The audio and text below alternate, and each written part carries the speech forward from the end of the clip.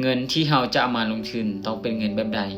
ค่อยแนะนำให้เป็นเงินแบ่งเป็น3ส่วนอย่างเช่นเนี่ยเรามีเงินอยู่10ล้านและเราจะแบ่งหันปันส่วนแบบใดในการที่เราจะเอามาลงทุนเพื่อให้เรานี่มีความเสี่ยงน้อยที่สุดค่อยแนะนำสมมุติว่าเรามีเงินอยู่ที่10ล้านค่อยอาจจะเก็บอยู่ที่5ล้านเนาะอันนี้จะเป็นเงินเก็บเงินออมและ3ล้านเป็นเงินในการใช้จ่ายในชีวิตประจำวันบ่ว่าจะเป็นค่ากินค่าอยู่ค่าน้ำมันรถค่าทุกอย่างแม่นอยู่ใน3ล้านในอันนี้ยกตัวอย่างให้ฟังซื่อๆและยังเหลืออีก2ล้านนั่นก็คือเงินเอามาลงทุนบ่ว่าจะลงทุนในธุรกิจหรือว่าลงทุนใน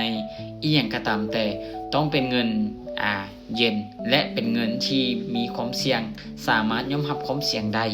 แน่นอนแล้วคนเนาะในการลงทุนล้วนแล้วแต่ว่าจะมีความเสี่ยงที่มันสูงฉะนั้นในเมื่อที่เราเสียไป2ล้านเนี่ยมันก็บ่ได้กระทบต่อหยังต่อการเป็นอยู่ต่อการซื้ออยู่ซื้อกินหรือไปต้องในเงินเก็บของเราเนาะฉะนั้นเงินที่เราจะมาลงทุนนี่ก็เป็นเงินเย็นและการเทรดหรือว่าการลงทุนของเขาเนี่ยมันก็จะเห็นให้จิตใจของเขานี่อารมณ์เย็นและการที่เขาจะเห็นอีหยังก็ตามแต่เขาจะบ่แบกรับความเสี่ยงไว้หลายยกเช่นตัวอย่างขณะว่าเขามีเงิน10ล้านแต่เขาเอามาลงทุนด้วยการลงทุนเบิดเนี่ยเอาง่ายๆเขาเอามาลงทุนในการเทรดเนี่ยเบิด10ล้านนี่อันนี้แน่นอนแหละมันเป็นเงินอย่างเงินในการที่เขาจะใช้จ่ายในชีวิตประจำวันต้องเป็นเงินเก็บอีกเนาะแต่คันว่าเขาเอามาลงทุนในการเทรดแล้วคันว่าเขาเสียหมดเด้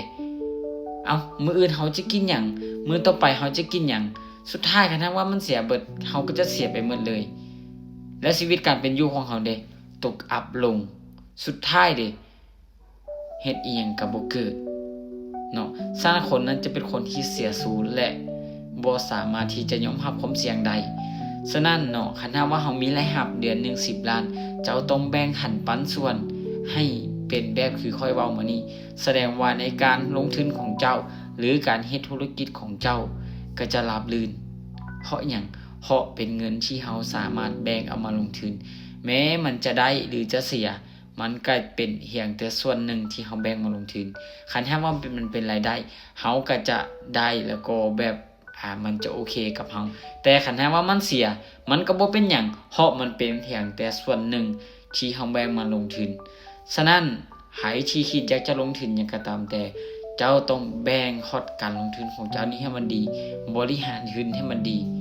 ในการเทรดก็คือการคันถ้าว่าเจ้าจะมาเทรดเนี่ย2ล้านเจ้าก็ต้องมีการแบ่งหันปันส่วนมีการบริหารทุนมีการวางแผนแบบชัดเจนแน่นอนในการเทรดของเจ้ามันก็สามารถที่จะประสบผลสำเร็จไปอีกระดับหนึ่งบ่แม่นว่าเฮามี10ล้านแล้วเอาเข้ามา10ล้านเลยแน่นอนแหละมันเป็นงบที่ว่าเสี่ยงสูงเวลาเฮาเข้ามาลงทุน10ล้านเลยเนี่ยเวลาเฮาวิเคราะห์ตลาดหรือเฮาออกออเดอร์ไปก็จะเห็นให้จิตใจของเขานี่ย่านกลัวฉะนั้นมันมีผลต่อการเทรดอีหลายฉะนั้นใครที่มีเงินระดับนี้หรือว่ามีเงินน้อยก็ตามแต่เจ้าต้องแบ่งหันปันส่วนให้มันถูกต้องและก็ถูกวิธีและการเทรดหรือว่าการที่จะลงทุนทุกอย่างมันจะราบรื่นและก็ไปได้ดีที่สุด